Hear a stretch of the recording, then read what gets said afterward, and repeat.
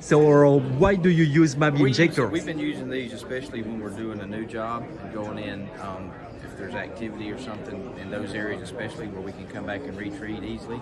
Also, when you put them in and put the caps on, that makes a very good tight seal that looks better than some of the other products that are out there. But especially in the summertime when we get really busy, not only are they a good product, but it saves us a lot of time. We start a lot of the big jobs. There's 2 or 3 of us doing them, so one guy's drilling, one guy's treating, one guy's putting in plugs.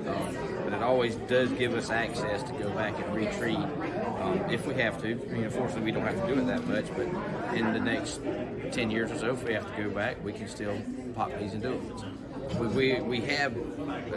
We've thought about getting some of the other kind of using walls and all the void treatments, just haven't done it yet.